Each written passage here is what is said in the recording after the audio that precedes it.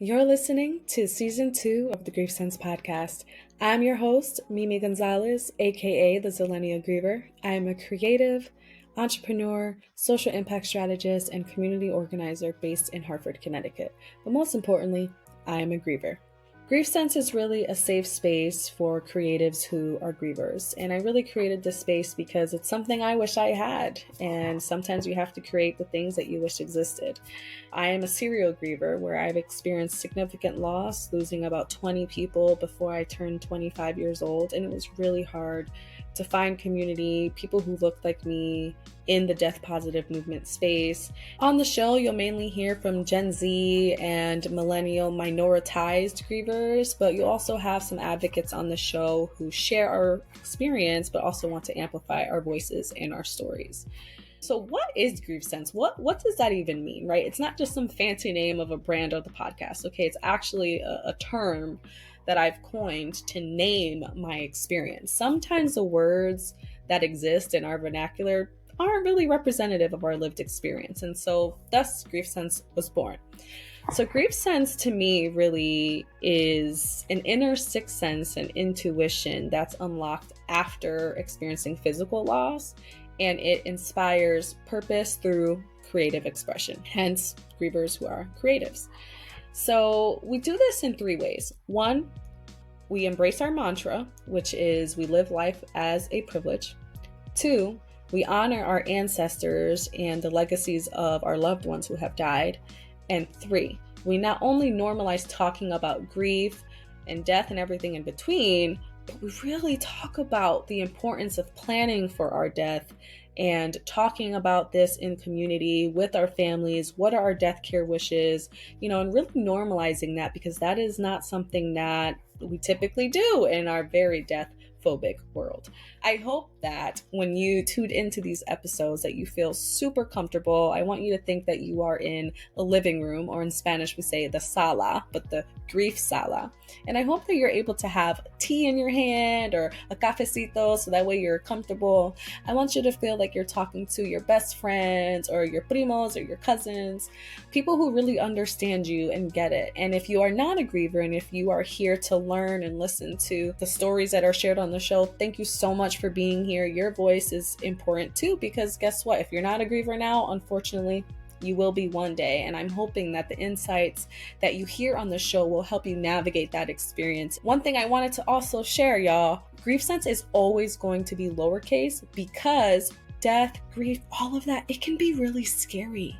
So these conversations is to really destigmatize death and grief, and really making sure it's like relatable, digestible, accessible. And yeah, it can be scary for sure, but let's do it together. Let's be in community together. So with that, welcome to the movement, welcome to La Familia, and welcome to GriefSense. Let's dive in.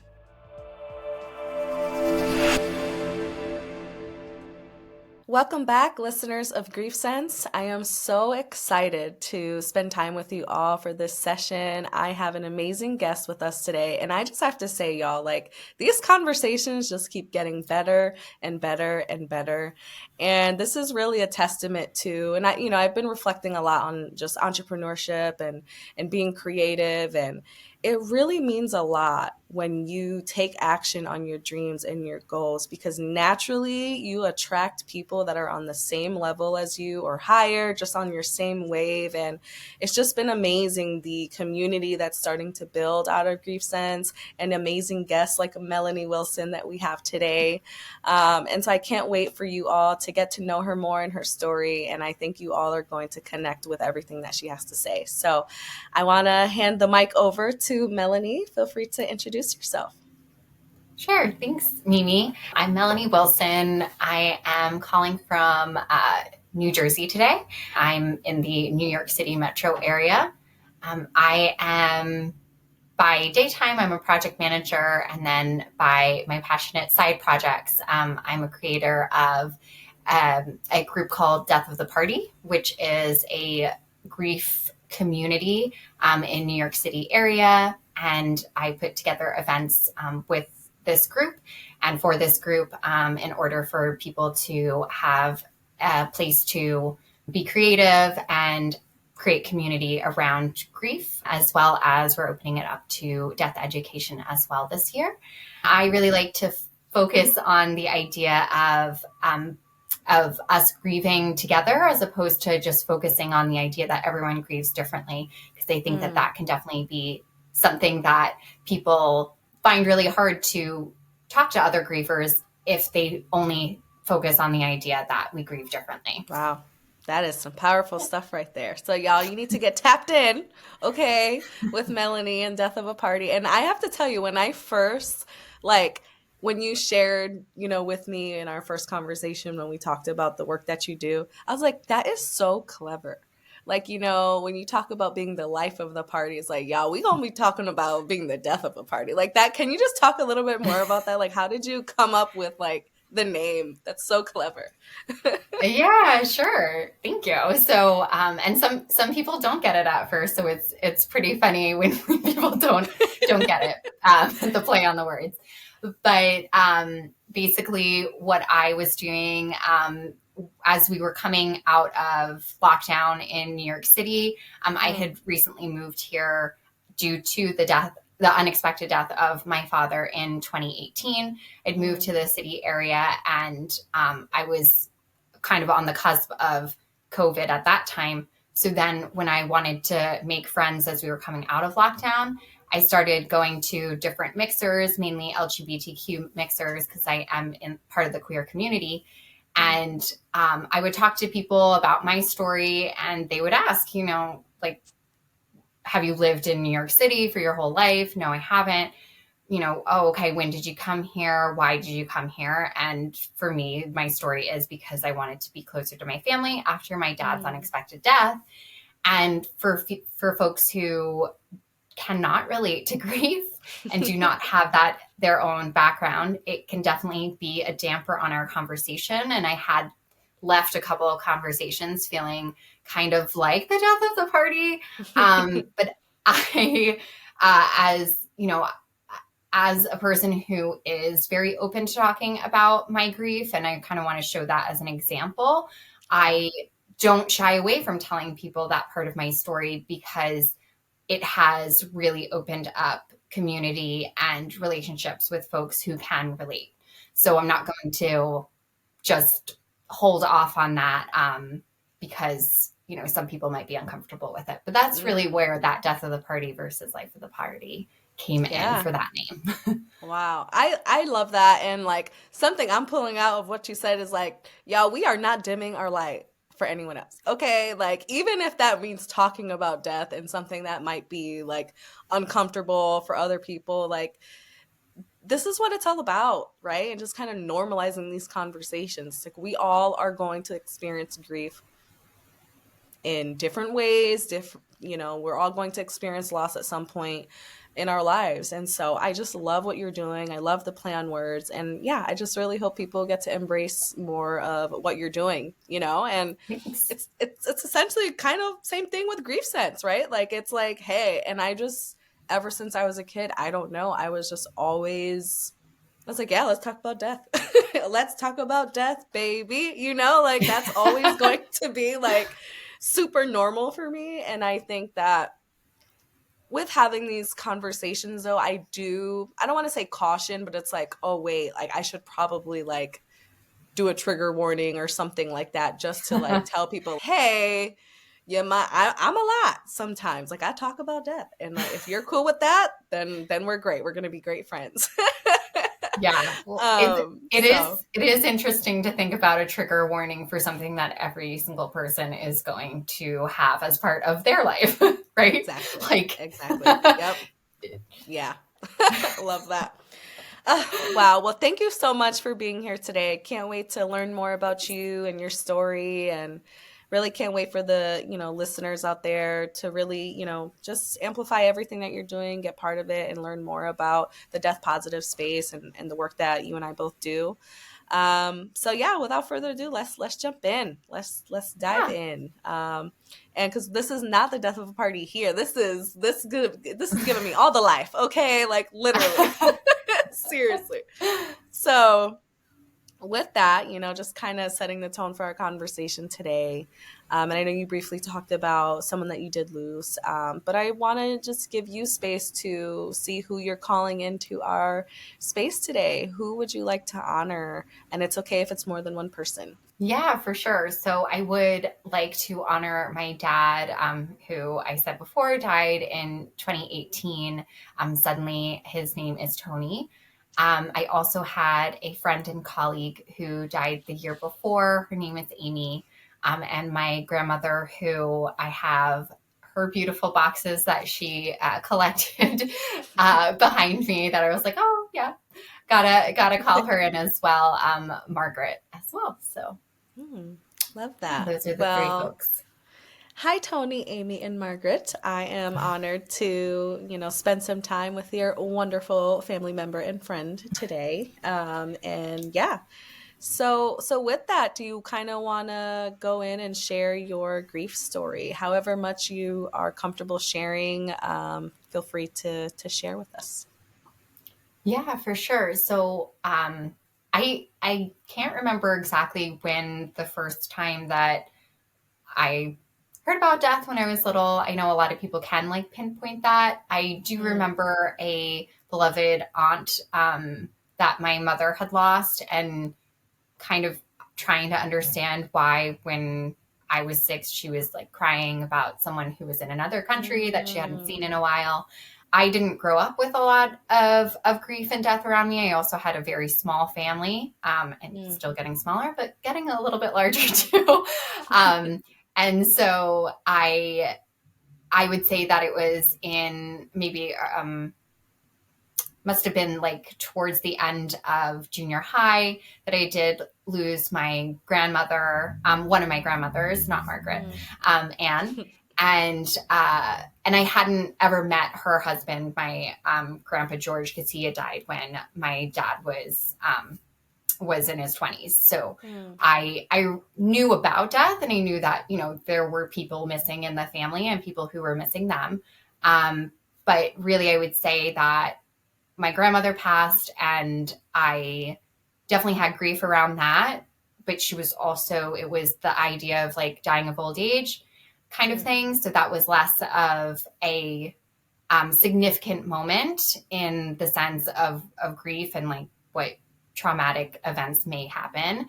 mm, So it was in my 20s when I was traveling. There were 3 years where I had significant deaths. So the first one, I actually did experience someone who I didn't know, but I did experience their cardiac arrest. And then mm. I found out a couple of days later that they died after being put into medically induced coma. And I Wow. didn't understand trauma at that point, or that it would affect me, because I was like, well, I didn't know this man and I wasn't, a family member. But being in that moment was Mm, very interesting and very, scary moment, where I was like, I want to do everything I can to help, because it was in, a small space, and it was in a place where I had just met him and I had just met his family. Um, wow. so yeah, so that was a very unique experience. And then a year later is when my friend and colleague Amy died, kind of in a similar way, where I was also there when she went into, she didn't go into cardiac arrest, but she did have like her last conscious breaths at Mm. work. And I At realized work. that, Wow. yeah, it was really difficult for sure. And unfortunately, my bosses weren't very thoughtful at the cafe that we were at. And folks didn't, she also went into medically induced coma and then Mm, didn't come out of it a few days later. And my bosses were not supportive enough, and they didn't really think of the idea of workplace trauma and that they should support us. So I mm, ended up kind of finding myself trying to support my other colleagues from my understanding of my previous trauma, and what, this could be in our place, in our own space, and what it's like to show up at work where one of your friends has died, or basically took her last conscious rest there. Um, so wow. there was a lot around that because, people would come in and ask questions that they shouldn't have asked, and people were rude about things. And then there were also customers who were really caring, and really wanted to support us. So there was a whole combination of feeling around that, and a very public way of grieving and not grieving and trying to deal with it. And then a year later is when my dad died unexpectedly.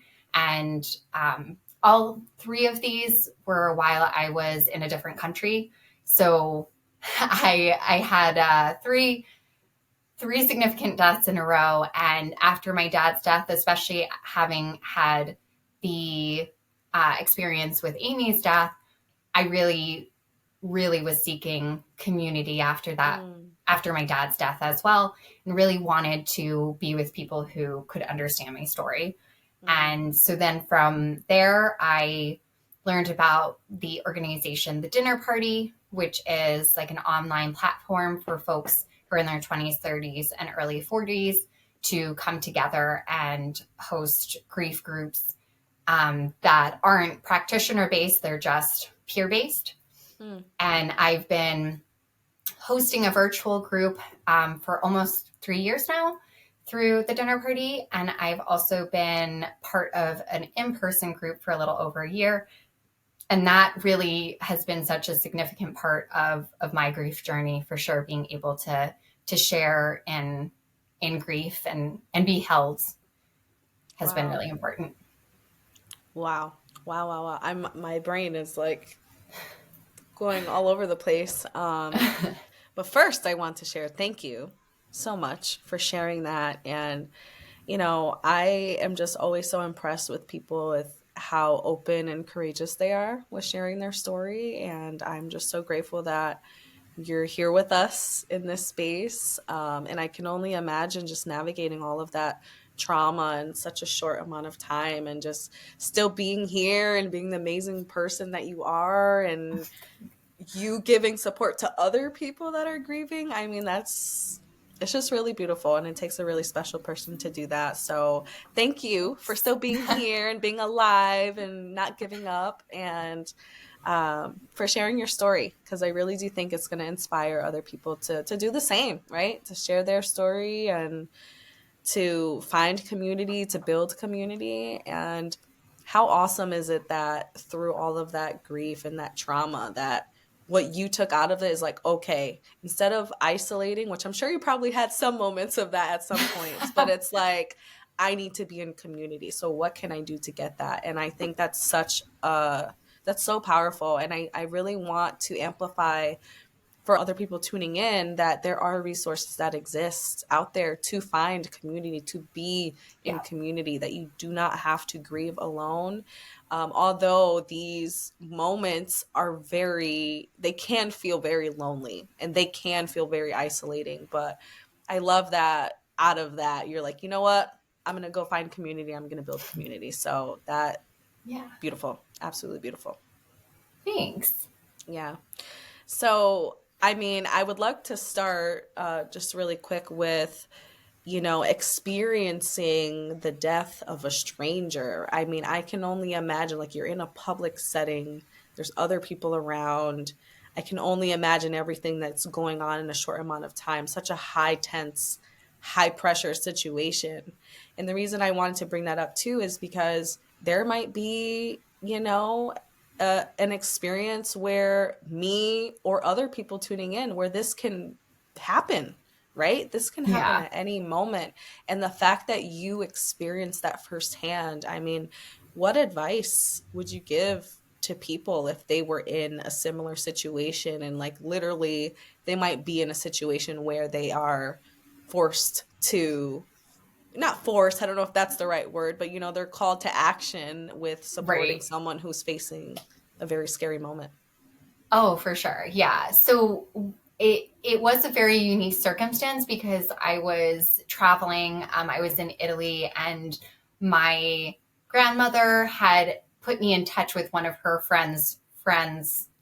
potentially friends. I think it was like 4 times removed. Someone who lived there in Florence. he doesn't know English very well. So he was like, oh, you should come with me to my friend's house. We're going to have a dinner, and he's very good at English. And I think his partner, she was from Australia. So he was like, we'll get together with my brother and these two friends. We'll take you to dinner out at, at their apartment, and we'll have a good time, and we'll use them as translators as we need to. So it was like this nice setting. And so he picked me up at my hotel. He walked me over to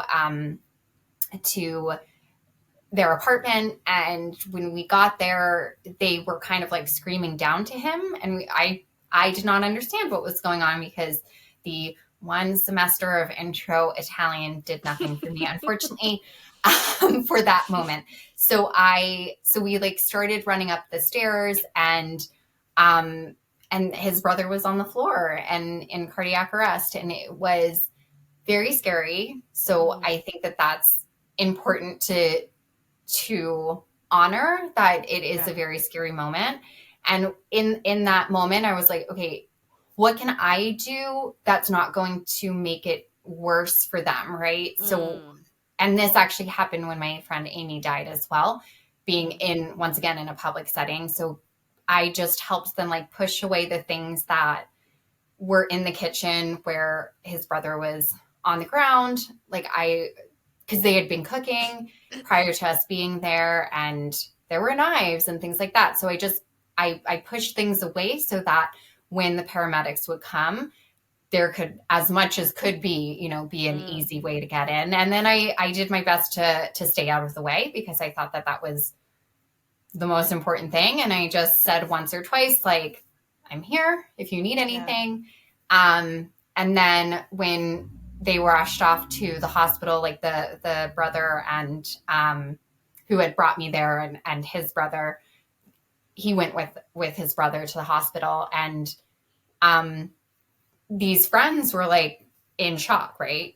In a lot of shock. And I was at that point, hadn't gone through any of my future grief journey. And I was like, okay, would I want to, like, if I was them, how would I feel about me? Right. So I told them, like, don't worry about me. You do not have to give me dinner. You don't have to do anything.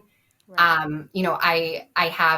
I studied abroad there. So I was like, you're not leaving me in a strange city by myself. But even if you were, that's fine. But I also offered, I said, like, I'm also happy to stay and talk to you about your friend. Right. And that's what they opted for. And little did I know that later on, that's the type of thing that everyone that I know in my circles and that I do this community building for opts for that too. So it was a moment where I was able to spend time just like listening to them and what they needed in that moment. Wow. And I mean, like, even though you were familiar enough with the space, you were still in a foreign country away from home experiencing that. And it's like, I can only imagine like going to this place one way and then coming back home forever changed, like that. Yeah. I just really can't imagine experiencing that. So I love everything that you said. Really phenomenal advice. I hope that none of us have to experience something like that. But in the event that we do, I thought that was great, and I love that they did opt in to talk about, just the experience and talk about their brother, because sometimes talking about it really does help, even though we think that that's not the case. But yeah, it does. Talking does definitely help a lot. Thank you so much for going deeper into that and sharing more. And then with Amy, I mean, so similar to you, I mean, I experienced, it wasn't at work, but my boss ended up passing away. And that was really hard. Like, that was really tough because, and just everything you said with your story too, like, this is someone you spend a lot of time with, like, working. And like, we do spend the majority of our time at work, like you might not think that's like, oh my gosh, I can't wait to get out of work and go for the weekend and do whatever I got to do. But like, these people we spend a lot of time with, even sometimes more than our own family. So it's like Yeah. you end up building, bonds with them, whether you like it or not, or whether you Yeah. expect to or not. Like, you form these deep bonds with these people. Yeah. And that is really tough because I feel like, and I'm sure you can agree, like, and you even mentioned it with your bosses not being, aware, and like the total lack of support that they offered. Yeah.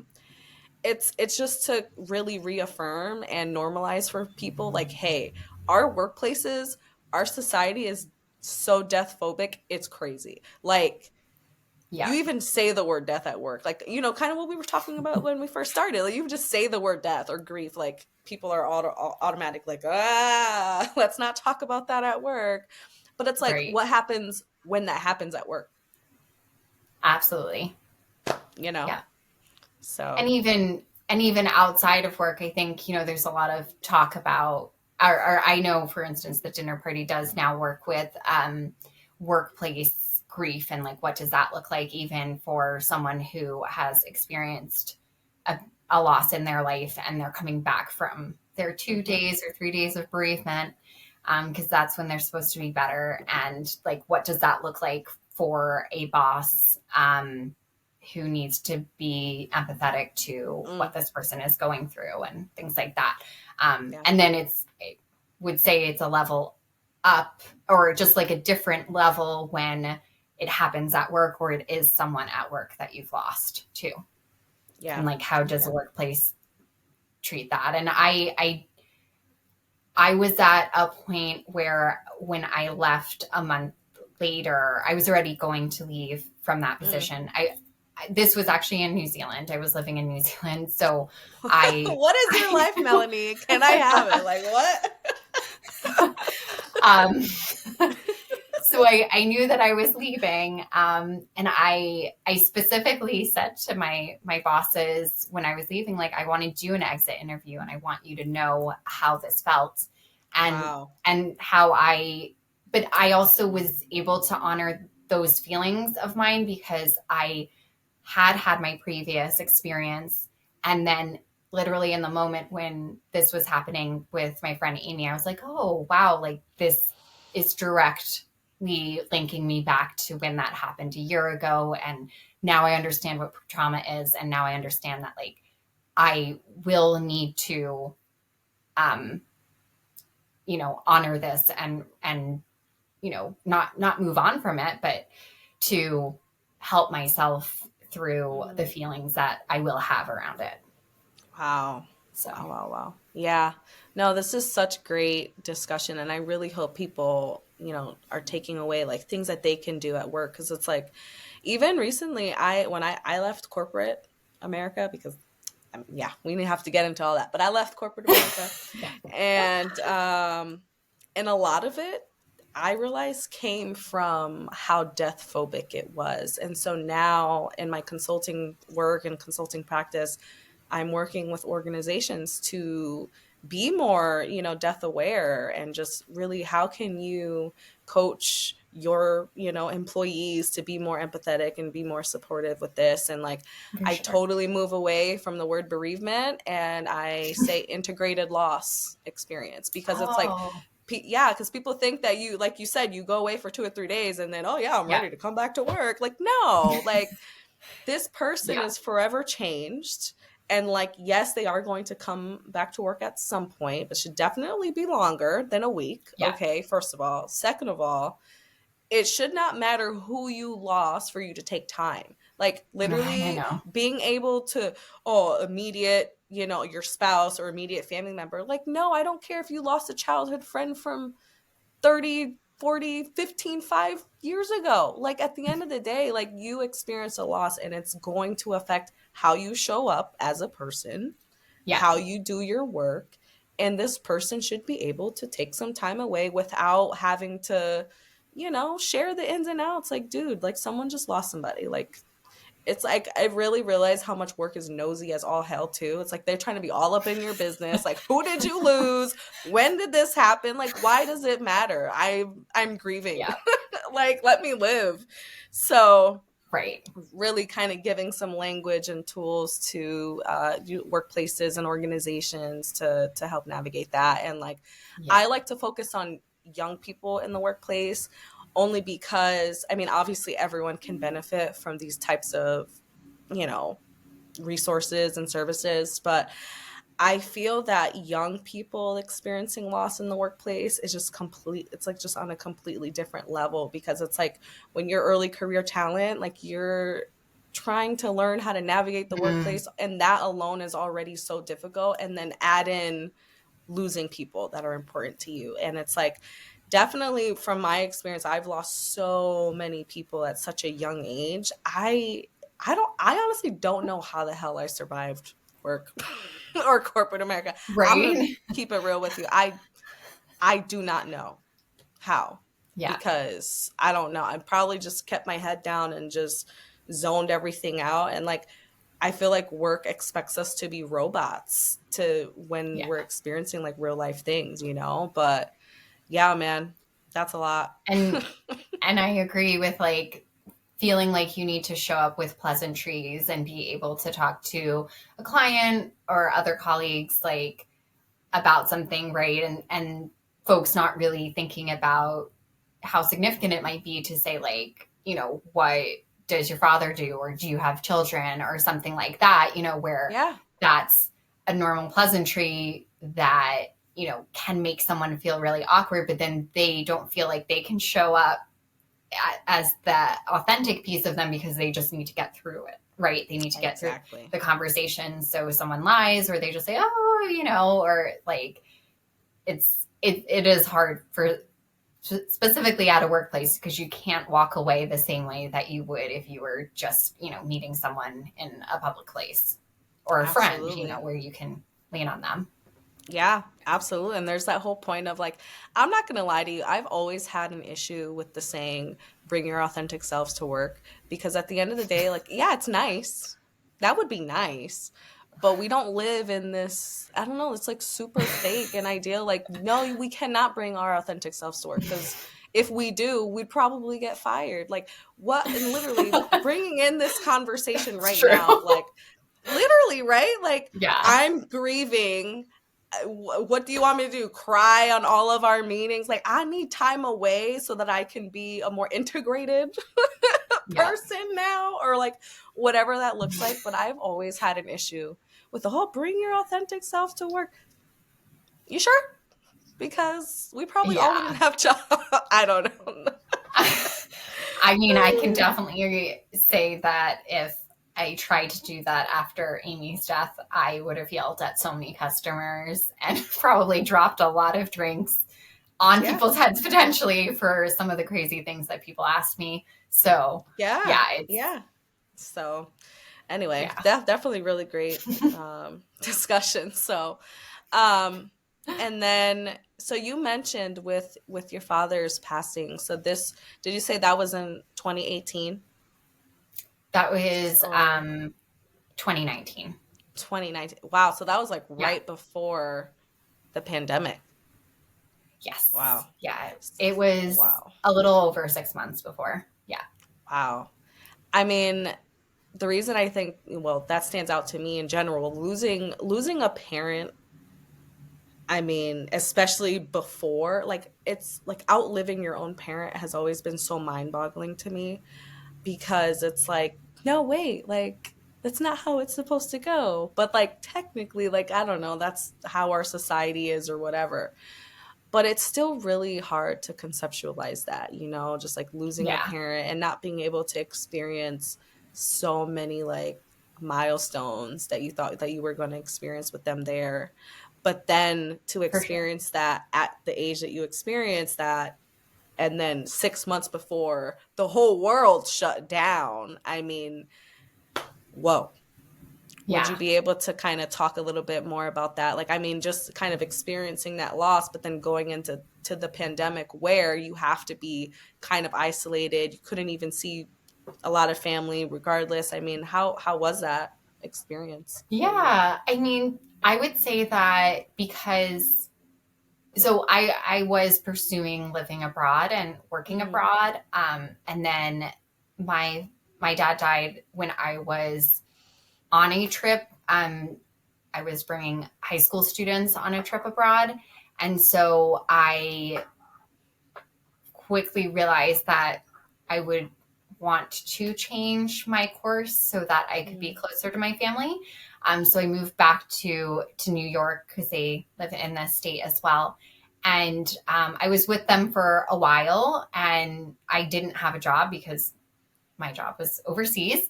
But then when I went back into, figuring out what I would now do going forward, was I decided to move to New York City. And then it was maybe a month and a half in that when we started like our lockdown, even though we didn't really have a true lockdown like the rest of the world, but still it made it so that, I had been at work for barely a month.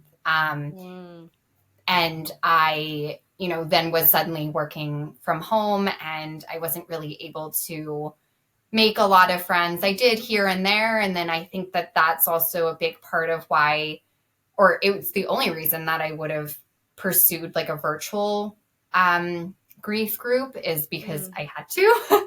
And I really, before that, didn't really understand having like internet relationships and virtual relationships. But the folks who I've been in my grief group with for 3 years now, I am super close with some of them. And I have met a few of them in person now because I've traveled to this state or that state and been able to do that. So I would say like, definitely I was able to embrace the virtual piece of it.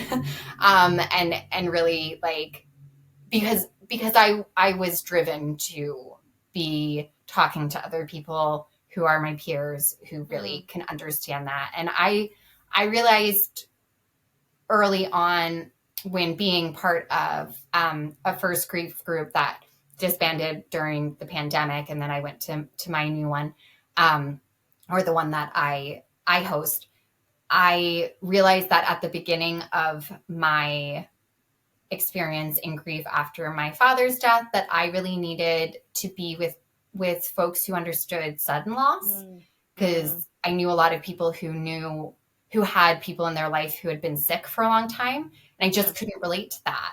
And then I actually like specifically had my virtual group as a sudden loss group.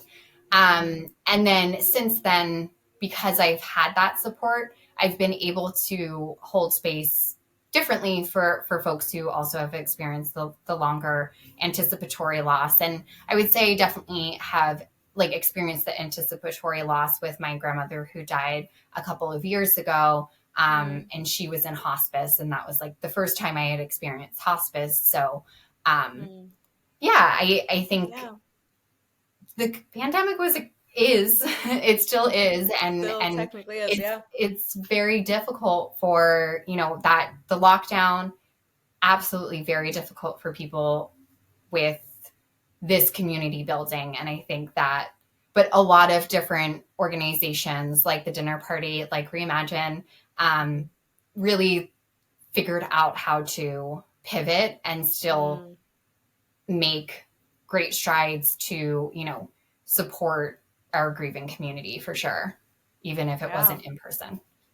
Yeah, no, that's so great. And I mean, like, I don't know. Actually, I know what I was doing. I was a protester every day. I was like different protests during like the heat of the pandemic in 2020. I was just like, what was I doing with my life and my time at that time? But if I knew that these resources existed, I would definitely, have been part of these grief groups or known about these organizations. And the simple fact of the matter is, I didn't know these things existed. I really didn't. Yeah. And I really wish more people did, especially like you would think that younger people would know more about these resources. But I think, And I'm just gonna flat out say, I mean, you know me by now. I'm very blunt. I'm very direct. But what I've noticed in like the death positive space, it is a lot of older white people in the Yeah. space, and it's not at all.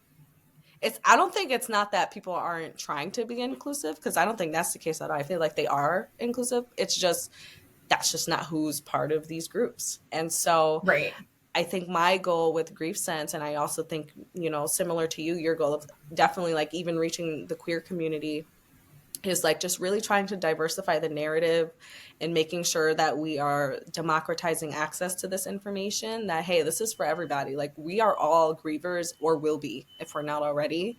And so it's Yeah. like, what can we do to really build community around these things? Like, we do not have to be grieving alone. And I definitely want to drive that home for Black and Latino youth, because like I just said, I didn't know these spaces existed. Definitely where I live, I don't hear of anyone doing this work. Right. So Which is so interesting because, it does affect everyone at some point in their life. And if it's not affecting one singular person, it is affecting the person next to them.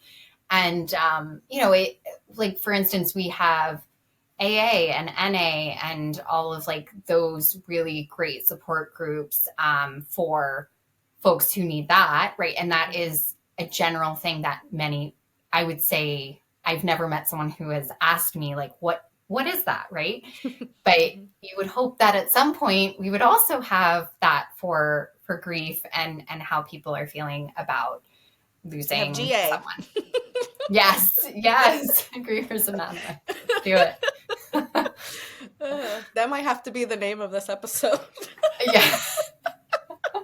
I love that.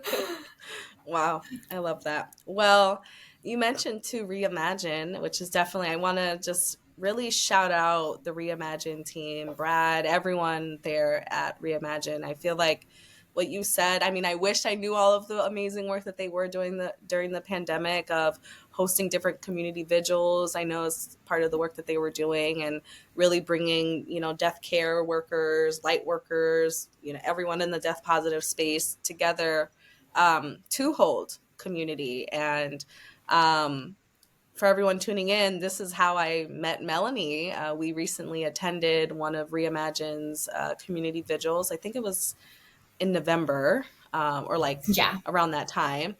And it was such an impactful event. And I really I think they said about 1,000 people registered for the event. Like, that was amazing. I think so, yeah.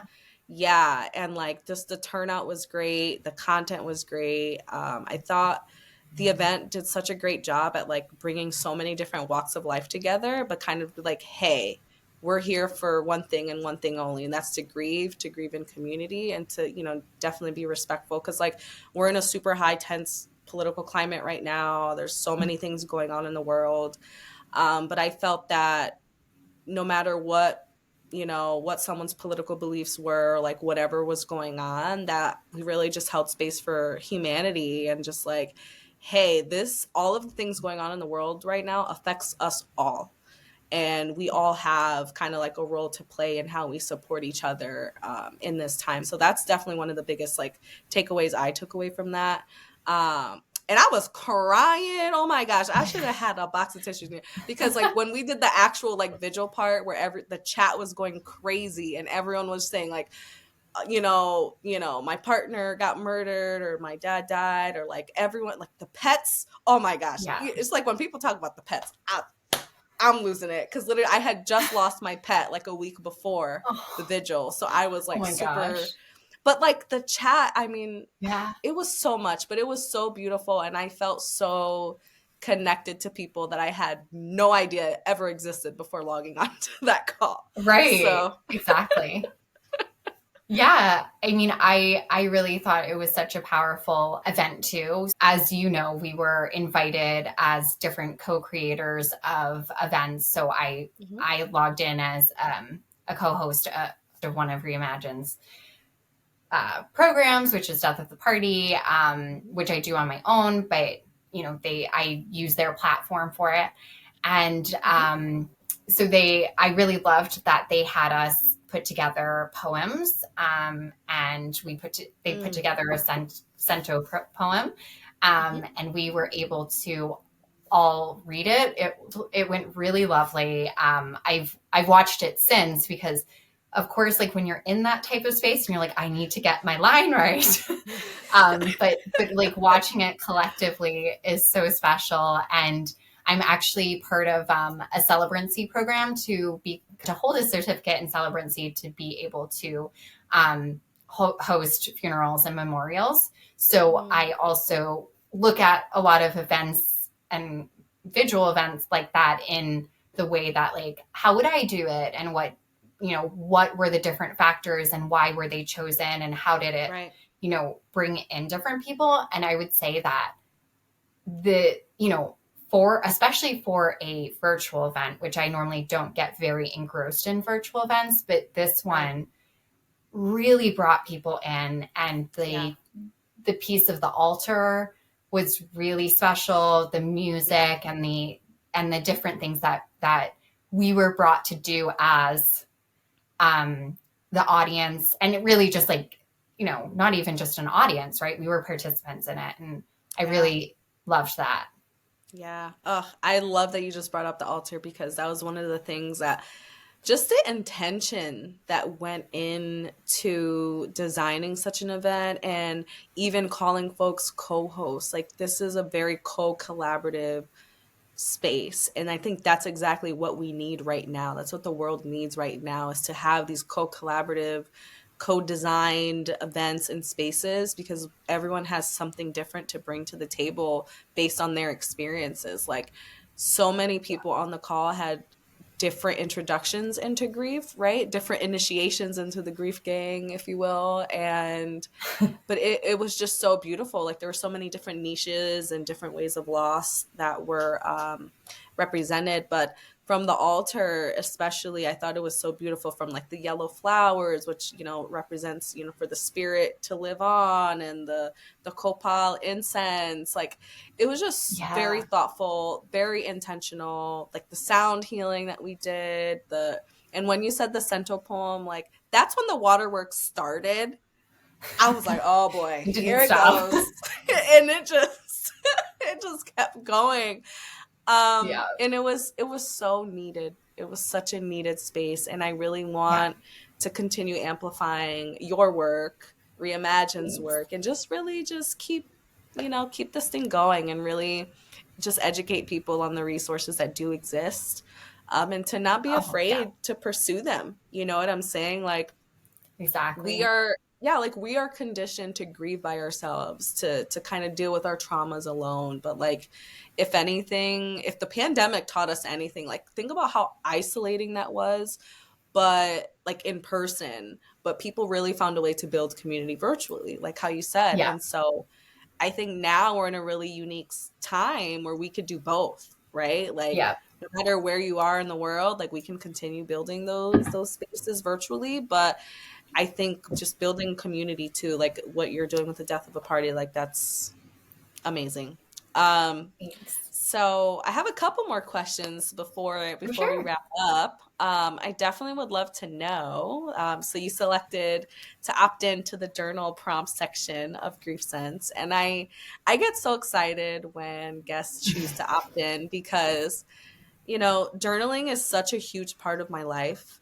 It really just allows for reflection and I think something I'm trying to work on myself, just like my mental health and things like that, is like, and I wonder if it's a trauma response from when I was a child, but like, do you ever, I mean, I don't know if you relate to this, but it's like when something big happens or something traumatic happens, it's almost my default response to tell somebody else before I've even processed it, right? And it's like, and so like, I just want to do better at, and journaling has helped me with that. Like, okay, let me process what just happened to me and then let me get my thoughts together before I go and tell someone else. That goes for my partner, for my parents, my family, my friends. Like, I just really want to get better at being more in tune with things that are happening to me before like telling everyone else. But regardless of whatever, I feel like, especially with grief, like, journaling has just been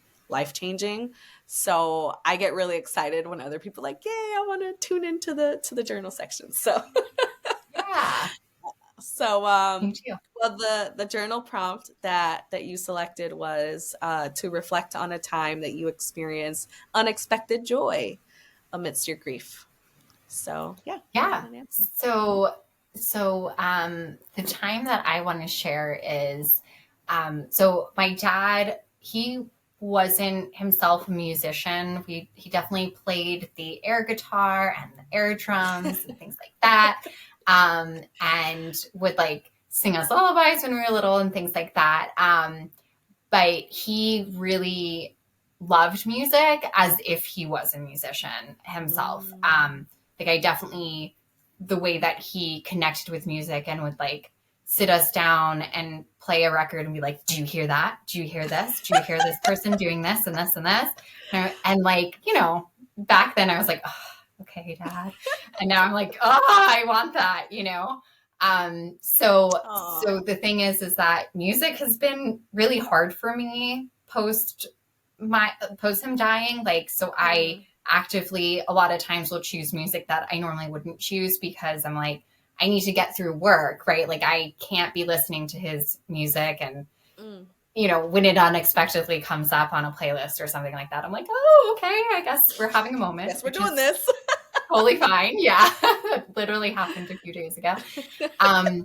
But so there is a band called The Delays who are out of the UK. We lived in England when I was little, so we had like this loving connection to England, but we heard about The Delays. I want to say they might be I think they may have just had a release of their first album and it was like their 20th anniversary or something around that. But my dad had found them and they're very unique. The main singer's voice, Greg, is this beautiful high voice that, you know, the first album that he played me, I'm like, so that woman is a beautiful singer. And he's like, it's actually a man. And I was like, oh, okay. And they just do all different things with their music. It's amazing. And so really my dad and I, like every time that one of their new albums came out, you know, over the years, it was like, oh my God, The Delays has a new album. We're so excited. So then about like maybe the past 5 years before Dad's death, we were like, The Delays aren't putting out music. Like what's going on? And I want to say it was maybe like 2017-ish. They started putting on their Facebook that Greg, the main singer, and one of the two main like writers of the lyrics, because his brother Aaron is in the Delays as well. Greg had cancer and he had been seeking treatment, and then with the way that insurance and coverage works in the UK, he was at a point in his treatment where the government wouldn't pay for his treatment anymore. So he was seeking money on like a GoFundMe type page. Wow. And I remember like Dad and I talking about it, and my dad being like, I'm going to give some money to his GoFundMe. And like Greg has like 2 young daughters. So I think my dad also had, because I have a sister, like I think he, you know, felt some way towards Greg like as well. Yeah. Yeah. And like, just, we loved his music so much. So then, you know, I watched on Facebook, like Greg was getting treatment and things like that. And then my dad dies, and I was like, wow, we're never going to be able to see the Delays in concert. Like, we're never going to see what, you know, he's not going to know what happens to Greg. And like, I was just, you know, I ended up asking to have his their music at his, when we buried him and things like that. And like, just a lot of music reminds me of him, but really like the Delays is just the epitome of that. And then there's this other part of the story where my dad's My dad also wouldn't have considered himself an author, but he was an amazing writer, and he would write a lot of letters. And so we have a lot of really nice words from him. And we were extremely fortunate that we could get into his computer and didn't need a password at the beginning.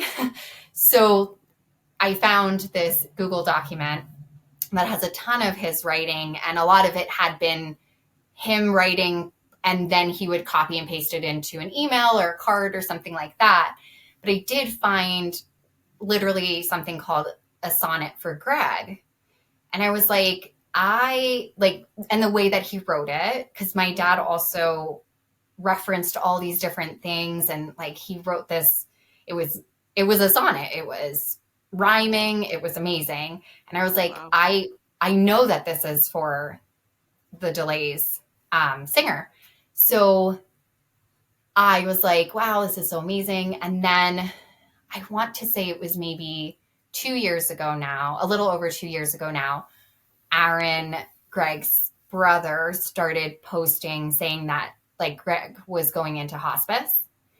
And he was posting a lot. And I was like, all right, it's now or never that I share this, because I don't know if, like I thought maybe my dad had shared it potentially when he sent in the GoFundMe, but I didn't know if that was the case. And so I was like, I'm just gonna send it to Aaron on Instagram, no agenda, no nothing. And I did. And he wrote me back, and he was like, this is so beautiful. I can't believe like we've touched your lives. Like, this is such a beautiful thing that your dad. Yeah, it was truly an amazing moment to like receive that back from him. He was like, this is one of the most beautiful things I've ever read. And I was like, if I had written that, if I had written it, he wouldn't have been able to say that. But like Dad's actually was like so beautiful and had so many references to different things like daughters and things like that. So it was, you know, a really amazing thing to have that from Aaron, and he was going to show it to his brother, Greg, and Greg did die that year. So that must have been 2 years ago. Wow. So, holy moly. That is. Yeah. Well, clearly you can see that definitely impacted me, because, wow, I feel like what a gift that your father left behind too, like his talents and the fact that you're able to have that, like that alone is amazing. But then being able to kind of have like that full circle moment with Greg, like, oh my, wow, that's so beautiful. I'm so happy thank you so much for sharing that. And like, of course. Wow. I feel like literally with just that, and even through the work that you're doing, of course you're carrying on the legacy of your father, but I also feel like you're carrying on the legacy of Greg too, like just the Delays and just the awesome work that they did, like because they were brave enough to put their music out into the world. Look at the amazing experience that you had with your father. So it's just a really good bonding and good full circle moment. I love that. So wholesome. That just made my entire day. Oh my goodness. Wow. Thank you so much for sharing that. That's beautiful. Yeah. Wow. Well, my friend, last question here. I just want you to be able to shameless plug all the way the amazing work that you're doing. Any upcoming events that you have, where can the people learn about your awesome work? Anything that you want to share with the people so that they can get tapped in with you? Yeah, for sure. So Death of the Party, we had 3 events in 2023, not really knowing where we were going with it. And then now in 2024, I've got like different collaborators and people wanting to do different things. So I'm really excited about it. We're having at least an event in May as well. And then we're hoping for at least one in September, if not one also at the end of the year. And we're also doing something called outings as a community, pun intended for our LGBTQ folks, that we go and we go to other events that are around death education or grief We just went to one that was a comedy show about, it was literally called Coming Out to Dead People. And the comedian Ricky, it was really great. The comedian Ricky did, he talked about his experience of not coming out to his mother before she died.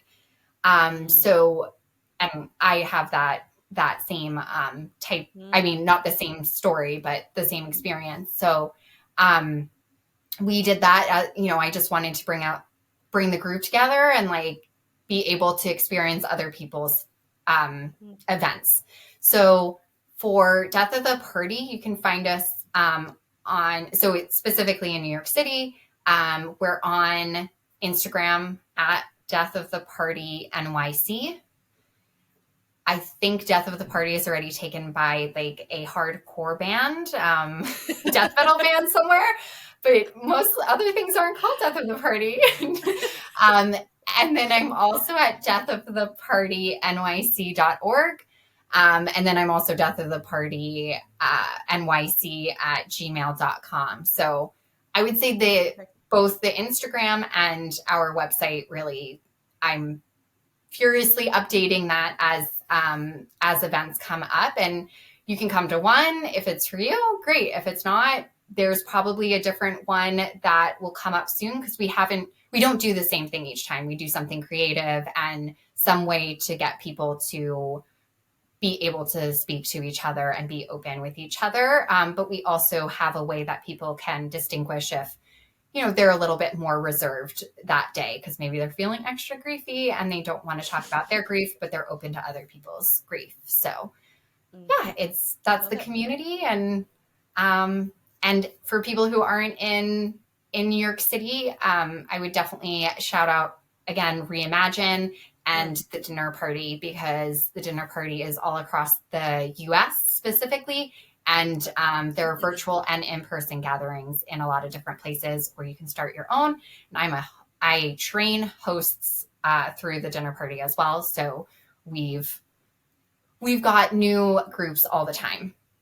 Yeah. Wow.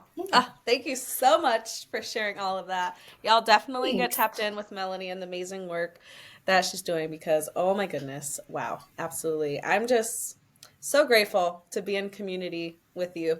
Seriously. Thank you. You're so cool. Like, where have you been in my life? I really feel like with grief, you really do meet your chosen family, you have people in your life that, your family, your friends, but I feel like there's nothing like my grief family. Like, seriously, we just understand each other on a whole nother level. So thank you for being part of my chosen family. Thanks, Mimi. I'm just so excited to keep collaborating with you and to cheer you on and to see all the amazing work that you'll continue to do. And y'all get tapped in. Like, come on, seriously. So with that, listeners of Grief Sense, thank you so much for tuning into this episode. Grief Sense Familia, that wraps up another episode of the Grief Sense podcast. If this resonated with you, please feel free to share with someone who will appreciate it, and tell a friend to tell a friend. Also, I'm a firm believer that feedback is a gift. So, I'm just saying, I won't be mad if you decide to leave a review and a rating of your experience on the podcast so far. Also, let's help each other find community in grief, and let's amplify these stories far and wide. Thank you for tuning in solidarity y con mucho amor, Mimi.